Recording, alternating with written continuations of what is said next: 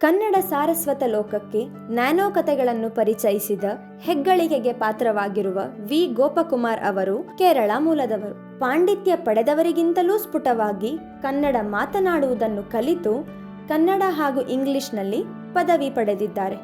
Photography, nano ಕಥೆಗಳ ರಚನೆ, ಕಿರುಚಿತ್ರಗಳು ಹಾಗೂ ಸಾಕ್ಷ್ಯಚಿತ್ರಗಳ ನಿರ್ಮಾಣದಲ್ಲಿ ತೊಡಗಿಸಿಕೊಂಡಿದ್ದರು.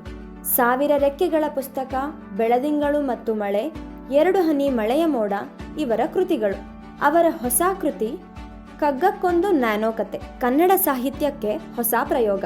ಜೀವನದ ಸಾರವನ್ನು 4 ಸಾಲುಗಳಲ್ಲಿ ಹಿಡಿದಿಟ್ಟಿರುವ ಮಂಕುತಿಮ್ಮನ ಕಗ್ಗ ಕನ್ನಡಿಗರಿಗೆ ಸಿಕ್ಕ ಅತ್ಯಮೂಲ್ಯ ಕೃತಿ. ಕಗ್ಗದ ಸಾಲುಗಳನ್ನು ಸುಲಭವಾಗಿ ಅರ್ಥೈಸಿಕೊಳ್ಳಲು ಸಹಾಯವಾಗುವಂತೆ ಪುಟ್ಟ ಪುಟ್ಟದಾದ ಕತೆಗಳನ್ನು ಬರೆದಿಟ್ಟು ಇಹಲೋಕ ತ್ಯಜಿಸಿರುವ ಗೋಪಕುಮಾರ್ ಅವರ ಓದು ಹಾಗೂ ಶ್ರದ್ಧೆಯನ್ನು ವೀರಲೋಕ ಬಳಗ ತುಂಬು ಹೃದಯದಿಂದ ಅಭಿನಂದಿಸುತ್ತದೆ. ಈ ಕೃತಿ ಇನ್ನು ಓದುಗರದ್ದು.